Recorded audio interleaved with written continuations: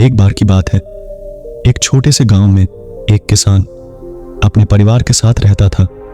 भीषण गर्मी पड़ रही थी और कई महीनों से बारिश की एक बूंद भी नहीं गिरी थी। सूखे के कारण उनकी फसलें सूख रही थीं। पूरा गांव बहुत दुखी था। सभी बेसब्री से बारिश का इंतजार कर रहे थे, लेकिन बारिश नहीं हुई। सभी की उम्मीदें टूटने लगी थीं। एक दिन सभी गांव वालों ने तय समय पर अपने घरों में एक साथ प्रार्थना करने का फैसला किया। तय समय पर किसान, उसकी पत्नी और उनकी 6 साल की बेटी प्रार्थना करने के लिए इकट्ठे हुए। किसान अपनी पत्नी और बेटी के साथ हाथ जोड़कर बैठ गया। कर्कश स्वर में अपने आंसुओं को छिपाते हुए उसने प्रार्थना की, हे प्रभु, मैंने सुना है कि आप अपने बच्चों की प्रार्थना सुनते हैं। हमारी फसलें मर रही हैं। कृपया जल्दी से बारिश करें ताकि हम जीवित रह सकें। परिवार के हर सदस्य ने अपने अपने तरीके से प्रार्थना की। छोटी लड़की ने भी भगवान से प्रार्थना करते हुए कहा, हे प्रभु, मेरे पिताजी बहुत परेशान हैं। आप सब कुछ कर सकते हैं। कृपया हमारे गांव में बारिश करवा दें। कुछ देर बाद जब प्रार्थना समाप्त हुई तो किसान अपने खेतों की ओर जाने के लिए उठ खड़ा हुआ। उसे जाता देख लड़की ने पूछा, पिताजी आप कहां जा रहे हैं? मैं कुछ काम करने के लिए खेत पर जा रही हूं, किसान ने उत्तर दिया। लड़की तेजी से अपने पिता की ओर दौड़ी और बोली, रुकिए, मैं भी आपके साथ चलती हूं। वह अंदर गई और छाता लेकर वापस आई। उसके हाथ में छाता देखकर पिता ने पूछा, तुम छाता क्यों लाई हो? सूरज ढल चुका है और शाम हो चुकी है। छोटी लड़की ने उत्तर दिया, पिताजी, हमने अभी भगवान से बारिश के लिए प्रार्थना की है। अगर हम बिना छाते के जाएंगे तो बारिश होने पर भीग जाएंगे। किसान दंग रह गया। अपनी बेटी की बात सुनकर वह अपनी बेटी की आस्था पर हैरान रह गया। उसने आसमान की ओर देखा। यह साफ था और बादलों या बारिश का कोई निशान नहीं था। फिर उसने अपनी बेटी के मासूम चेहरे को देखा। उस पल उसने अपने अंदर एक आवाज महसूस की। कह रही थी कि प्रार्थना करना अच्छी बात है, लेकिन इससे भी महत्वपूर्ण यह विश्वास करना है कि आपकी प्रार्थना का उत्तर दिया जाएगा और फिर उसके अनुसार कार्य करें।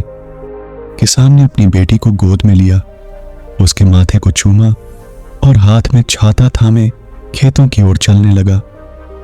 और उस रात ऐसी बारिश हुई जैसी पहले कभी नहीं हुई थी।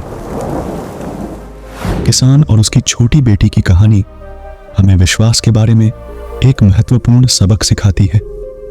हमारे जीवन में कई बार जब भी हम कठिन समय या विपत्ति से गुजर रहे होते हैं तो हमारा विश्वास डगमगाने लगता है और हम निराश हो जाते हैं। लेकिन इस कहानी में भयंकर सूखे के दौरान पूरे गांव ने बारिश के लिए प्रार्थना की, लेकिन उनके दिल संदेह से भरे हुए थे। हालांकि छोटी लड़की ने एक छाता लाया और उसे दृढ़ विश्वास दिखाया कि बारिश जरूर होगी। हमारे जीवन में विश्वास बहुत जरूरी है। यह हमारे सपनों और लक्ष्यों की नींव बनाता है।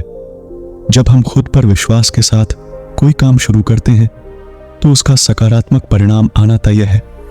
विश्वास के बिना हमारे प्रयास डगमगा सकते हैं और हम बहुत आसानी से हार मान सकते हैं। लेकिन जब हम किसी चीज पर सच में विश्वास करते हैं तो हम उस तरीके से काम करने की अधिक संभावना रखते हैं जिससे वह हो जाए। विश्वास हमारे कार्यों को प्रेरित करता है और हमारे कार्य परिणाम की ओर ले जाते हैं।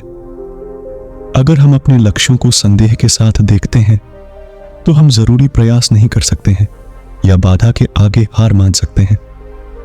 लेकिन आत्मविश्वास और विश्वास के साथ हम अधिक लचीले और दृढ़ बन जाते हैं, जिससे हमारे जीवन में सफलता की संभावना बढ़ जाती है। हर पहलू में विश्वास जरूरी है। जब हम बीमार होते हैं और दवा लेते हैं तो सिर्फ दवा ही हमें ठीक नहीं करती, बल्कि हमारा यह विश्वास भी होता है कि दवा हमें बेहतर बना देगी। इस विश्वास के बिना दवा भी हमारा इलाज करने में विफल हो सकती है। यहां तक कि जब हम प्रार्थना करते हैं तो हमारी प्रार्थना में हमारा विश्वास एक महत्वपूर्ण भूमिका निभाता है। जब हम दृढ़ विश्वास के साथ प्रार्थना करते हैं तो चीजें हमारी इच्छा के अनुसार बदलने लगती हैं। यह कहानी हमें याद दिलाती है कि खुद पर, अपने लक्ष्यों पर या अपनी प्रार्थनाओं पर अटूट विश्वास हमें मनचाहा परिणाम दिला सकता है। विश्वास सिर्फ सर्वश्रेष्ठ की उम्मीद करने के बारे में नहीं है, यह इस बात पर आश्वस्त होने के बारे में है कि सबसे अच्छा होगा। केवल वे ही लोग जो खुद पर और अपने सपनों पर विश्वास करते हैं अपने लक्ष्य को प्राप्त करते हैं। इसलिए खुद पर विश्वास करें और आप जो भी मन में ठान लें उसे हासिल कर सकते हैं, क्योंकि अटूट विश्वास ही वह कुंजी है जो आपके सपनों के दरवाजे खोलती है।